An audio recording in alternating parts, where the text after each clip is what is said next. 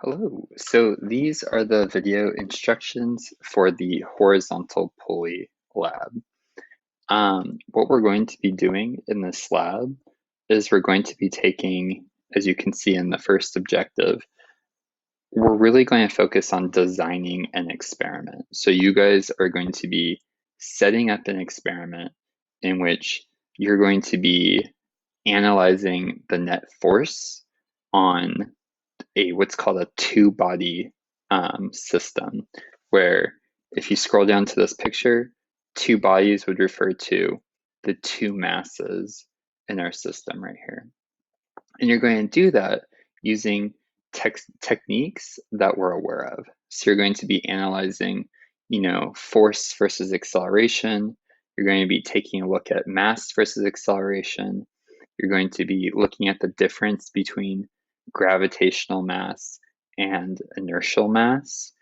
You're going to be drawing free body diagrams in order to sort of work together the forces, and you're going to, analyze this entire setup and reconcile, a calculation of acceleration versus a measured calculation of acceleration. And if that sounds like a lot, let me kind of break that down for you. So normally if we were in the lab, and you can see the picture right here, we would have a cart that is on our lab station right here, and there would be some coefficient of friction that is between the cart and the table. We would then have a pulley that is attached to the end of the lab station, and we would have a mass attached by a string. This is what's called a modified Atwood's machine. Okay. What you would do is you would vary this hanging mass to play around with the different accelerations, and that's how you're going to set up your experiment here. Is that you guys are going to be using this physics aviary website, which we've used for homework, but we've never used it for a lab. And this is your setup right here. Okay, so let's go ahead and go back to our objective, and then we'll play with the situation. So you have two tasks. Okay, task one is the following. So you're going to set up a free body diagram for this system. Okay, and you're going to assume that it's frictionless. Okay. Now, once you have that, you're going to take all the numbers that you're given in the simulation, and you're going to produce a sample calculation of what the acceleration is. Then what you're going to do is you're going to go and use the simulation to measure the acceleration of the system. Once you have that, you're going to compare the two, and you're going to include methods that reduce your error, and you're going to get a percent error between the two. Okay, that's what I mean right here by, in your conclusion, compare the calculated value to the measured value. Let me reiterate. So you're going to come over to the simulation, you're going to produce a calculated value. You should be able to get a calculated value based on the given mass right here of the hover puck, which you can set to be whatever you want, but by default, it's set at 900 grams. Over here, here's your hanging mass. By default, it's set to 100 grams, but you can play around with these buttons and you can set it to be whatever you'd like.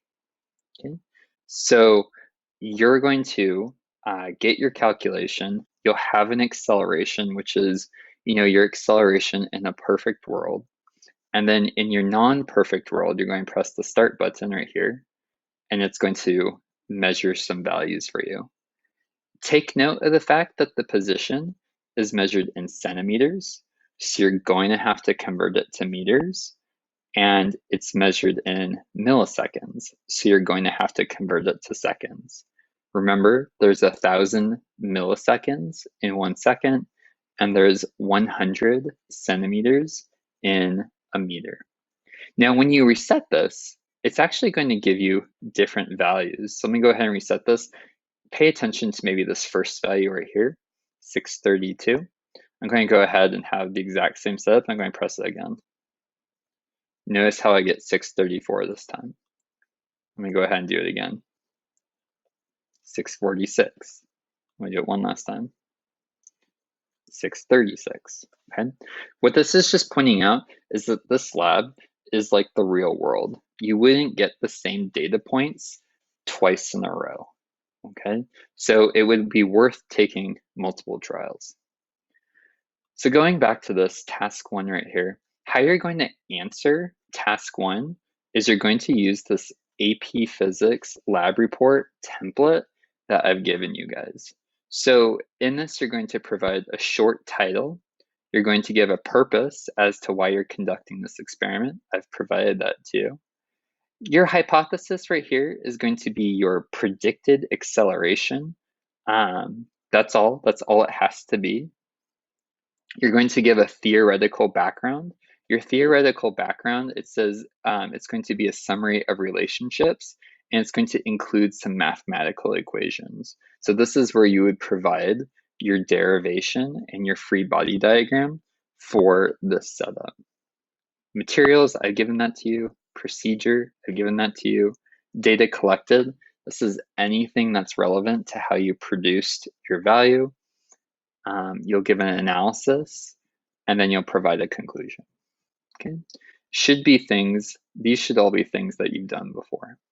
Okay, now once you've finished with that, we're going to tackle task 2. And task 2 has us do the following. So it says that accept that friction is real and that a frictionless system is impossible to recreate. So you're going to take your data from task 1 and you're going to use that data to determine what the coefficient of friction is.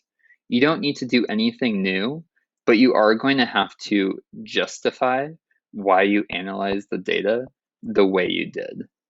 Okay.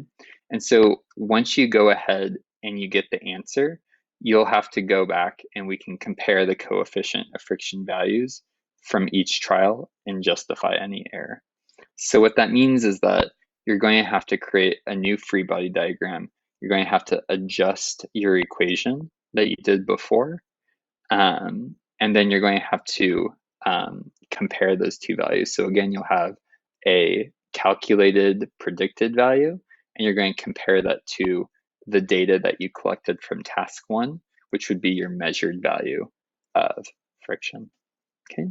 As a hint, I would tell you that back in task 1, this is a hint for task 2, by the way. Back in task 1, these two acceleration values are not going to be the same. And probably the reason that they're not going to be the same is because there is friction. So maybe you can use that percent difference between the acceleration values to reason that, oh, that difference in acceleration must be what my friction value is. So let me know if you guys have any questions, and I'll be open to providing answers during class.